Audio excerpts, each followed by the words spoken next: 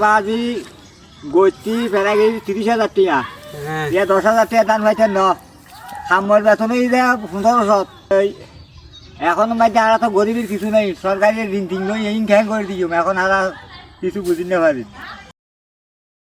গ্রামে বোরো ধান কাটার মৌসুমে কৃষকের হাহাকার, আয়ের চেয়ে ব্যয় বেশি। চট্টগ্রামের কাঞ্চননগরে গ্রামাঞ্চলে এখন বোরো ধান কাটার মৌসুম। মাঠ জুড়ে সোনালি ধানের সমারোহ, চারদিকে ব্যস্ততা। কৃষকের ঘরে ফসল তোলার আনন্দ থাকার কথা, কিন্তু বাস্তবতা ভিন্ন। আনন্দের বদলে কৃষকের মুখে এখন দুশ্চিন্তা আর হতাশার ছাপ স্পষ্ট।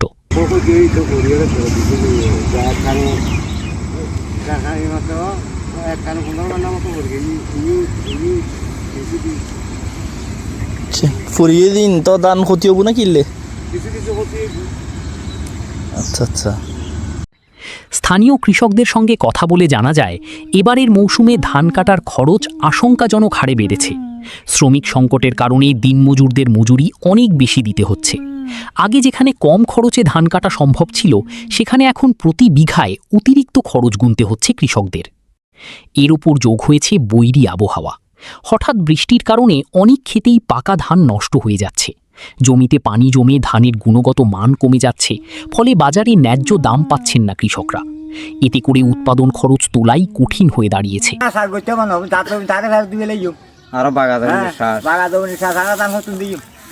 এত ধান বেকিং ফুরিয়ে যাওয়ার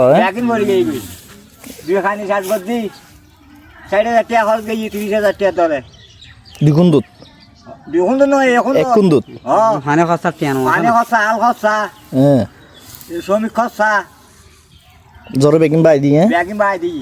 গ্রামের এক কৃষক আক্ষেপ করে বলেন, এবারের কৃষিতে ধান করে শেষ হয়ে গেলাম। আয় তো দূরের কথা, খরচই উঠছে না। এমন অবস্থা হলে আর ধান করব না। আরেক কৃষক জানান, বীজ, সার, কীটনাশক সবকিছুর দাম বেড়েছে। তার উপর শ্রমিকের বাড়তি মজুরি এবং বৃষ্টির ক্ষতি, সব মিলিয়ে তারা মারাত্মক ক্ষতির মুখে পড়েছেন। স্থানীয়দের মতে, কৃষকদের এই দুরবস্থা কাটাতে দ্রুত সরকারি সহায়তা প্রয়োজন।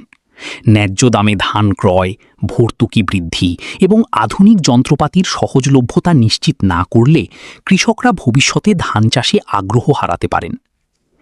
গ্রামের মাঠে এখনও চলছে ধান কাটার ব্যস্ততা, কিন্তু কৃষকের মনে নেই সেই পুরনো উৎসবের আনন্দ, বরং আছে অনিশ্চয়তা আর বেঁচে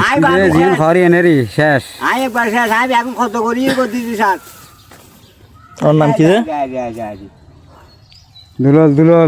ভাই